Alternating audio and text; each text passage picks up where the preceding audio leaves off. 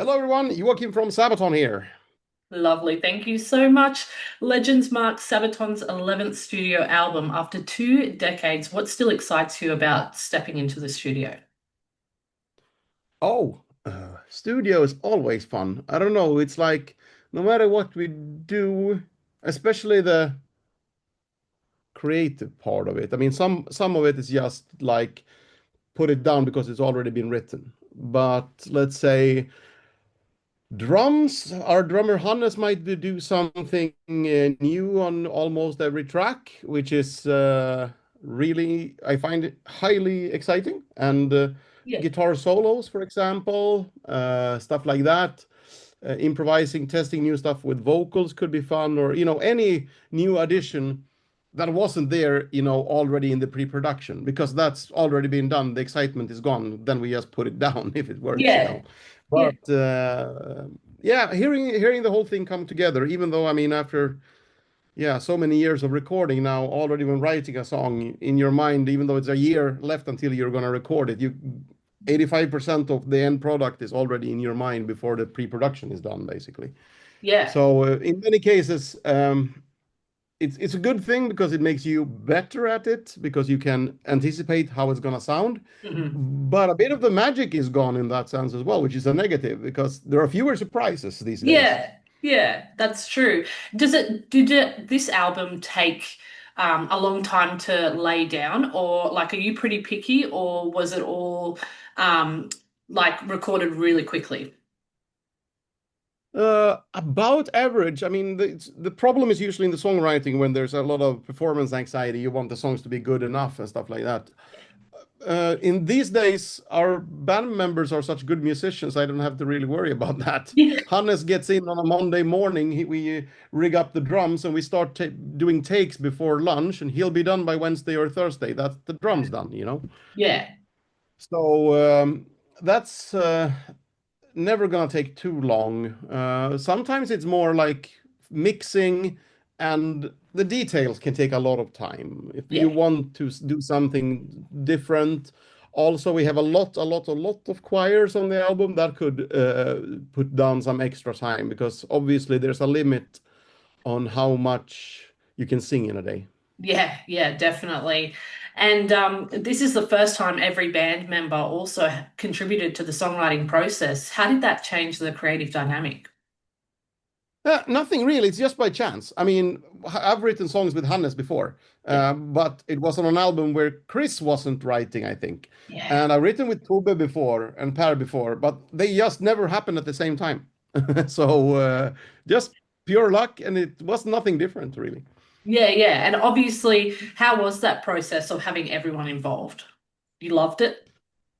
Yeah, I think I spend enough time alone in the studio writing music anyway. So anytime I get to write with someone, I'm happy about it. Yeah. Even our producer Jonas is on the last, no, second to last song, the Cycle of Songs, was written with him because basically we had some cancellations on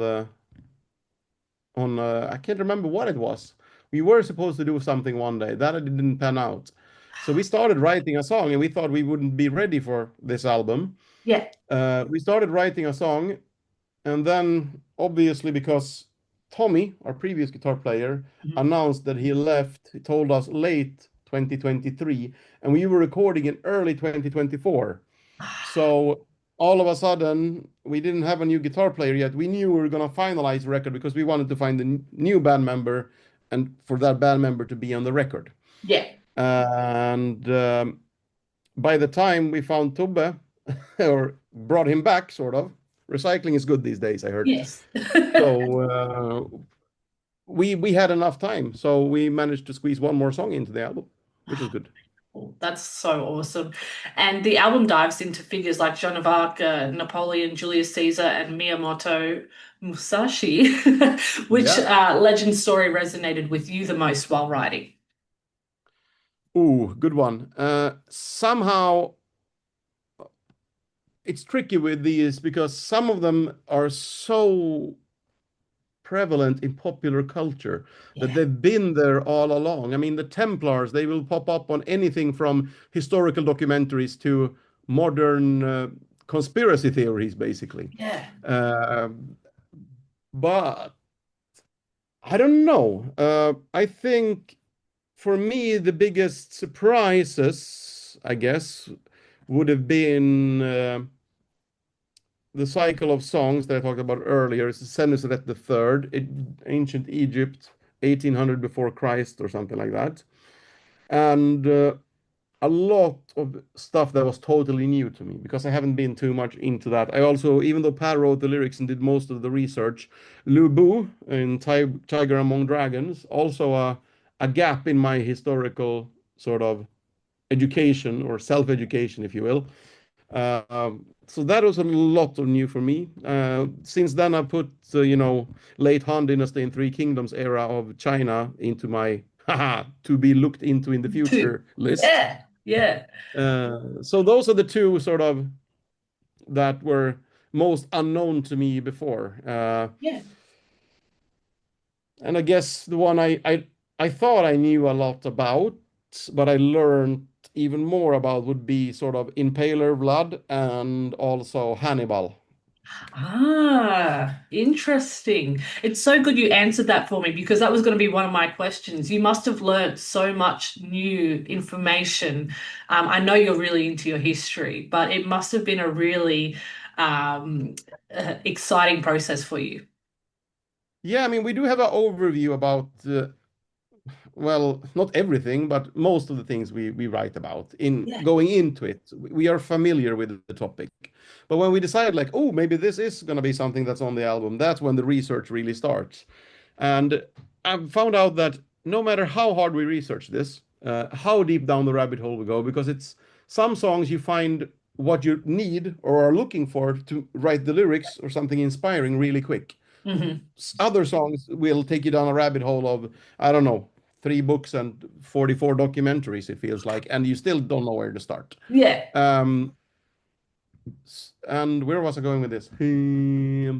Yeah, sometimes it's easier when you're led down a path and you don't have too much prior knowledge, but you're like a child in a candy store. You're discovering new stuff all the time. So the quicker you can get into the sort of, oh, is exciting, phase, the better the lyric is gonna be, I think, in some Yeah, sense. yeah, it's so cool. And you guys are known for your historical accuracy.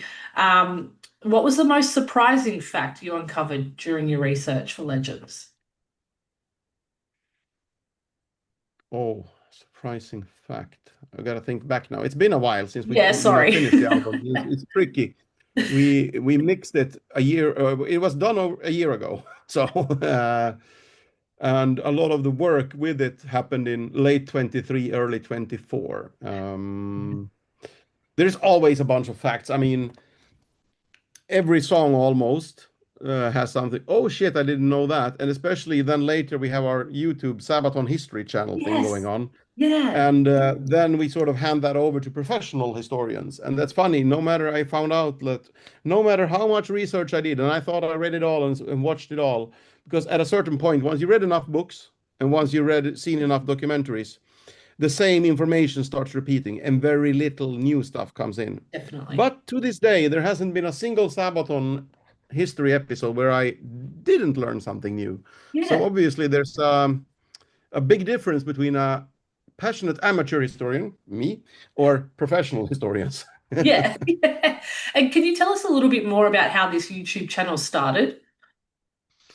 Well, in many cases, our music, which is like a, let's say 3 to 8 minute song of heavy metal, it's got choruses, so certain things has to repeat.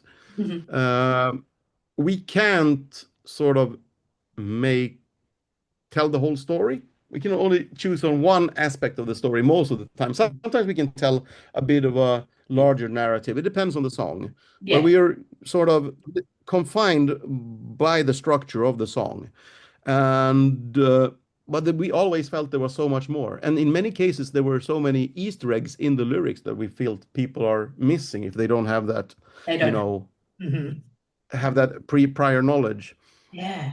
And there was so much more to these people or these battles or events that when Per met Indy, who was doing the Great War Channel, they really clicked, and we decided to embark on that adventure. We haven't had that many, obviously, we haven't released new music in a while, so we haven't had that many new episodes. But now, I mean, we're really busy at the moment, so it's gonna be a while until we can start filming because, there's gotta be scripts written and research done again, and Yeah. then filming of a lot of people. But yeah, it's gonna be fun. I'm really looking forward to doing, Sabaton history on these things because Yeah. they're still quite recent in my memory. I haven't forgotten all of it yet, Yeah. and to see what new stuff I can learn about it. Yeah, yeah. So, so awesome. And you guys, it's pretty successful as well. I had a look at it and I was like, oh my gosh, like you guys have really collaborated with people that know about all these topics.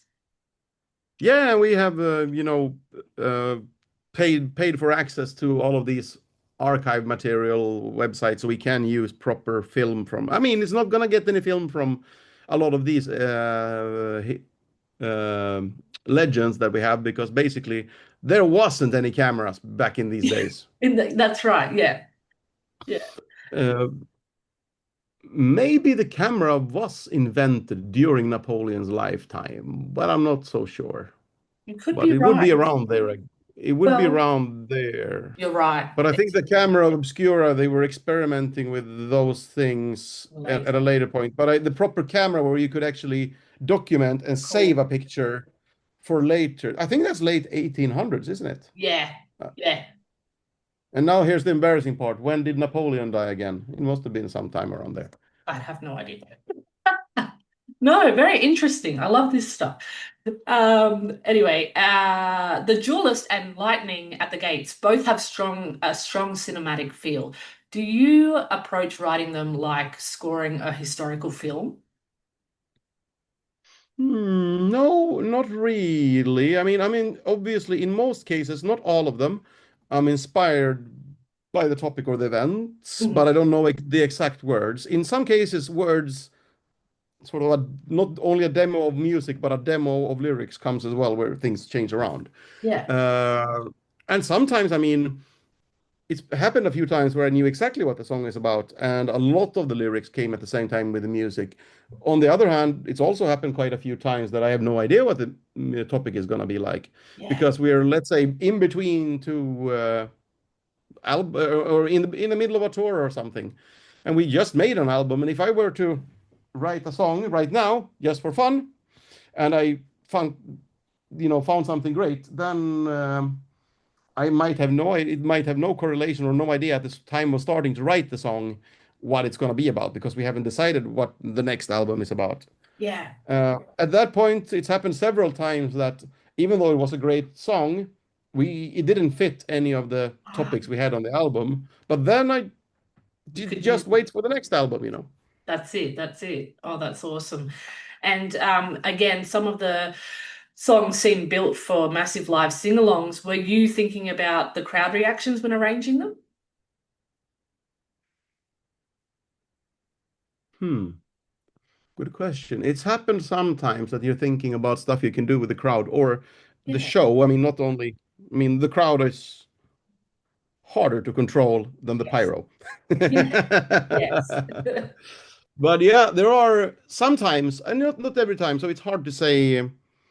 Every song is different in how it's written. Does it start with an idea of the topic? Does it start with just a guitar riff or a rhythm?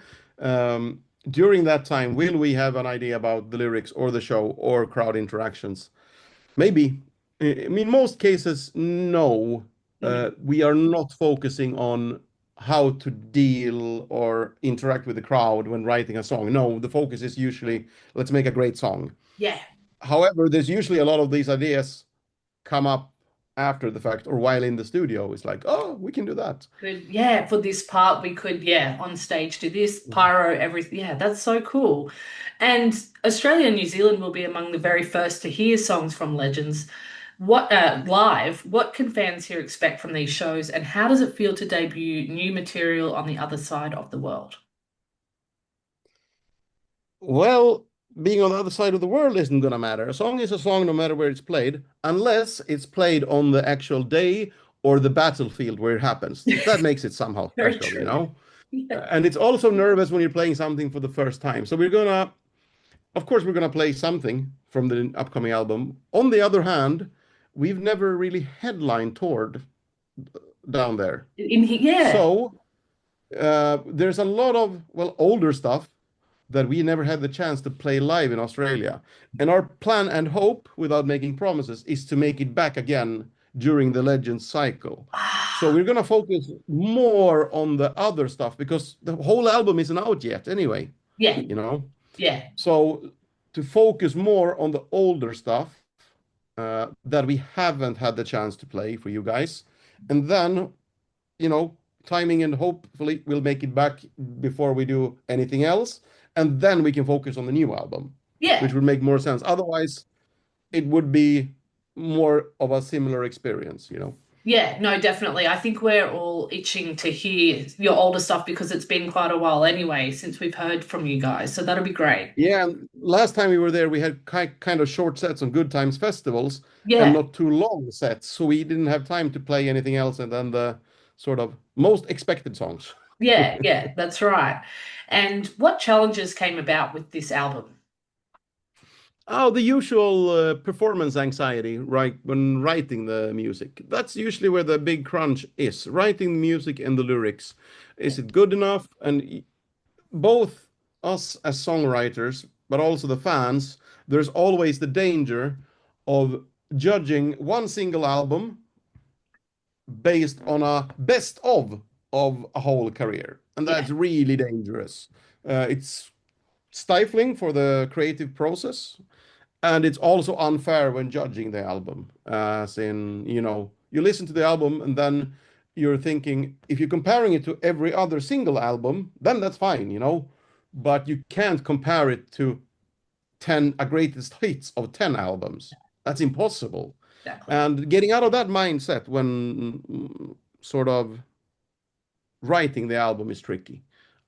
This thing, this isn't as good as that, or yeah, but focus on doing the absolute best you can. And Yes. then if it's not good enough, take it away. Yeah, Stop the comparisons, you know. Uh, Comparing too much can be detrimental to the creative process. It's better to create, start creating, and then throwing it away, starting over, yes. than being stuck. Yeah, definitely. So obviously the fans' reactions mean a lot to you. Yep. Yeah, yeah. Um, I mean, in a sense, if somebody who doesn't like Sabaton doesn't like this, I couldn't. well, I don't give a shit, really. exactly.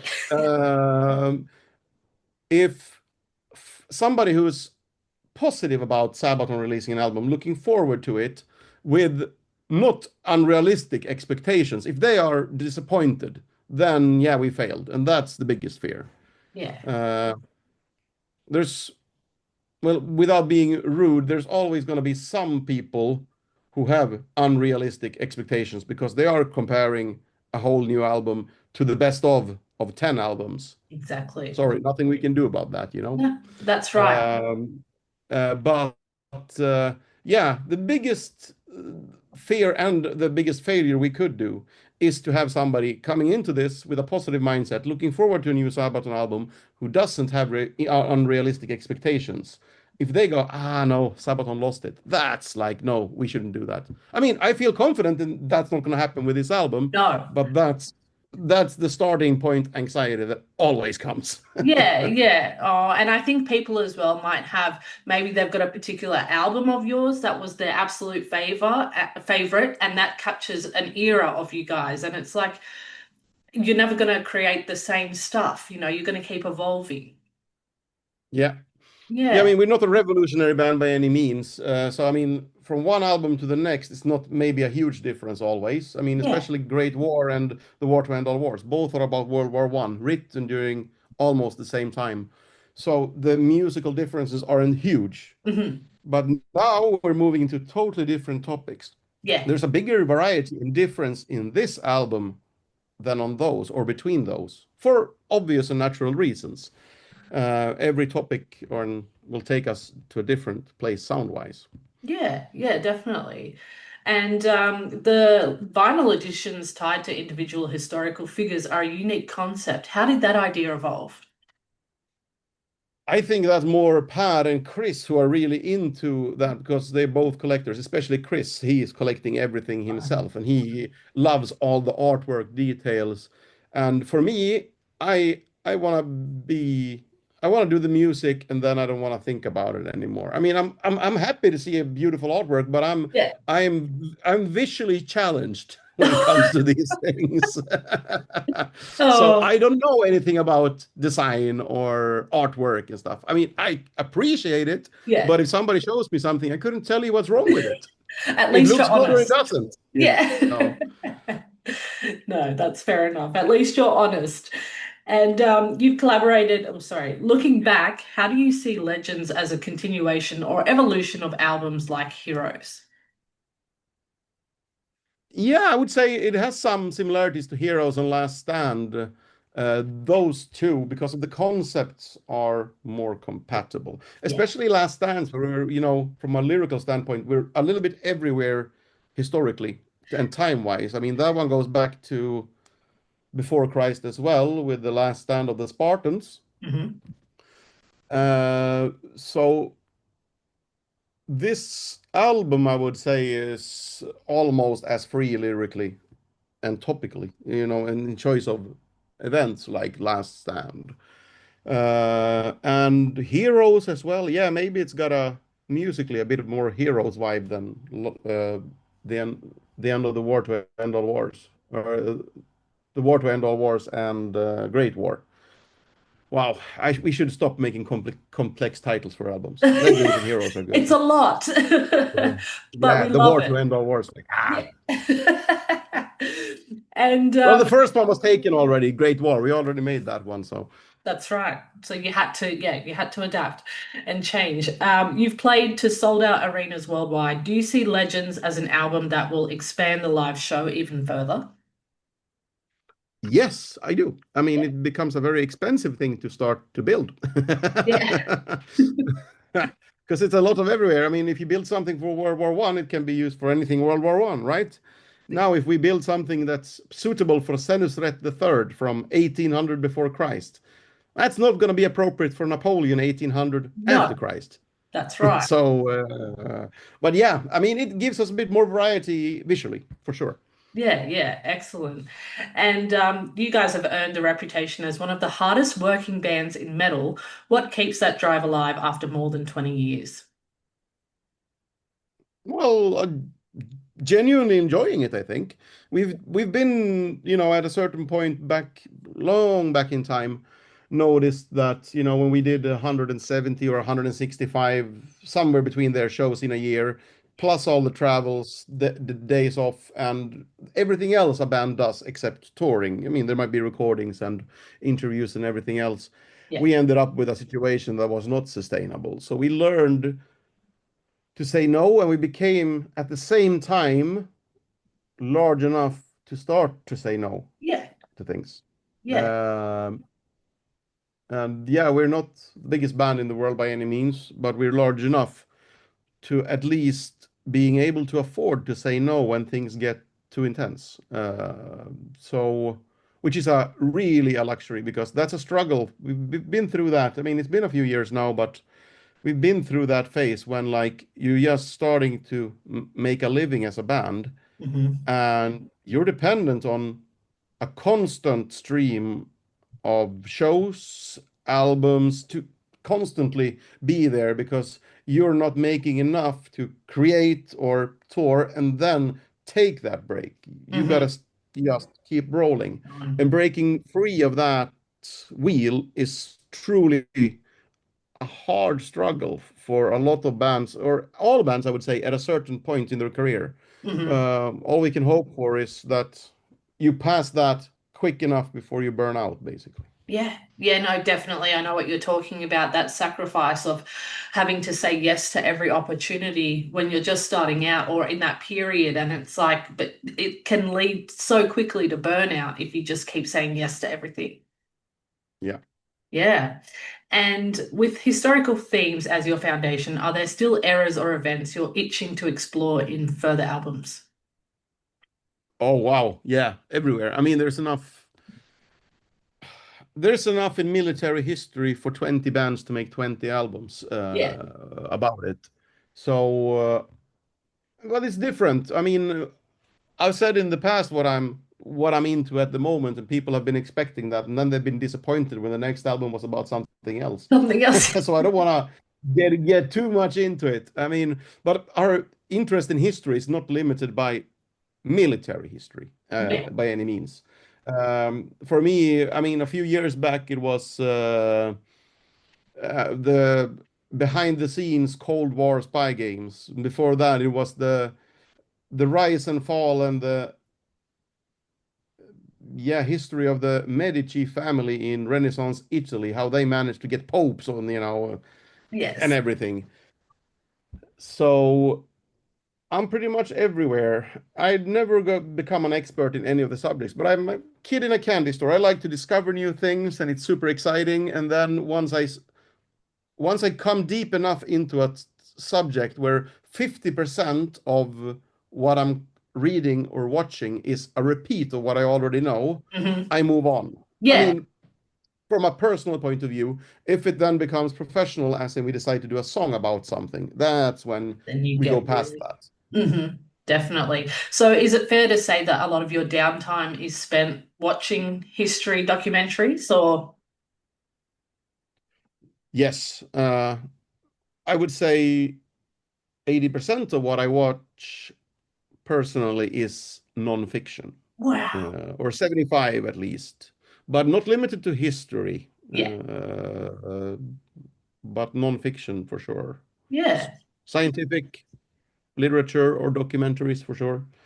Historical and not only military history. Military history is like something that comes and goes. If I just made an album, I'm tired of military history in that at the moment, so I'll watch something else, Yeah. and then it'll ramp back up once I haven't done it in a while. Yeah, that's awesome. You can get reinterested in things over time. I like my rabbit holes. Yeah. So do I. And last question, if you could step back in time and witness one of the events from Legends in person, which one would you choose and why? Wow. That is an awesome question. I have no idea how to answer it though. Oh, good. Uh, from a purely visual point of view and based on myths and legends, Mhm.